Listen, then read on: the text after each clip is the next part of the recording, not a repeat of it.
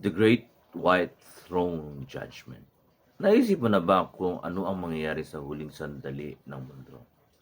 Isipin mo sa isang korte na kung saan walang pwedeng itago, walang palusot, walang backer, walang sikretong hindi mabubunyag. Marami sa atin ang takot mahusgahan ng tao ngayon. Pero may isang final judgment na walang sino man ang makakatakas. Ngayon, pag-usapan natin ang pinaka-seryosong tagpo sa kasaysayan. Ang tinatawag nating The Great White Throne Judgment. Nakasulat ba ang pangalan mo sa aklat?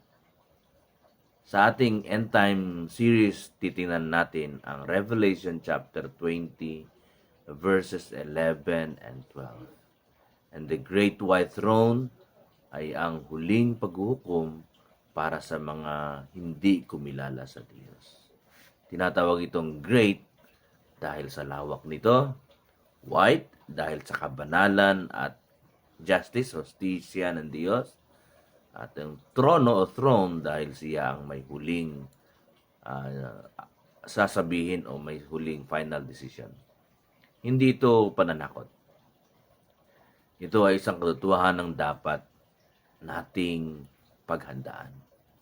Tatlong bagay ang gusto kong ibahagi. Una, ang kamahalan ng hukom. Ang sabi ng Bible, ang lupa at ang langit ay tumakas sa harap ng kanyang presensya.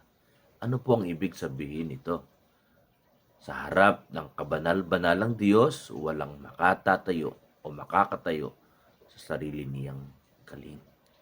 Ang hukom na ito ay walang iba kundi si Jesus, ang tagapagligtas na tinatanggihan ng maraming tao.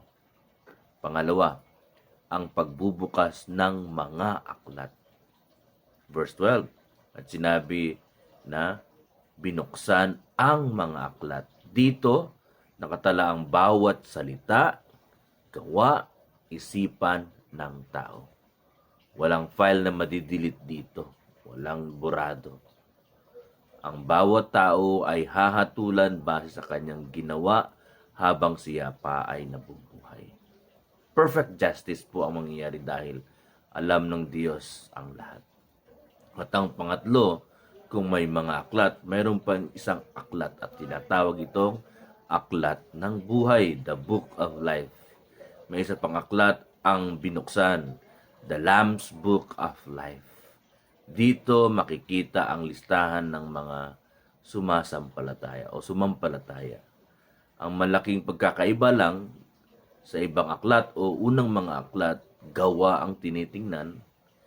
Pero sa aklat na ito, hinahanap dito ang pangalan at tinitingnan kung nakasulat ba doon.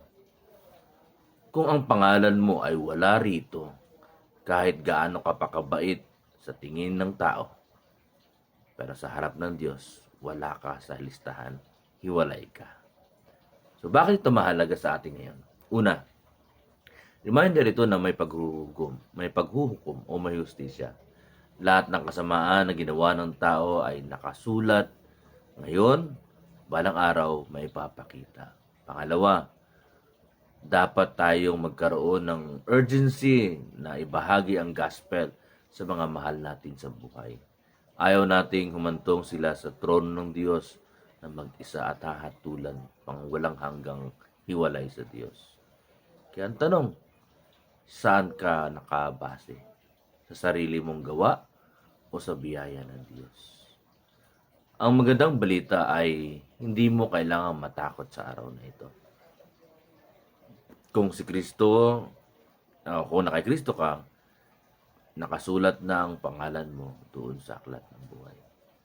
Para sa pangalan natin na nakasulat na, sigurado na po ang langit ng bayan.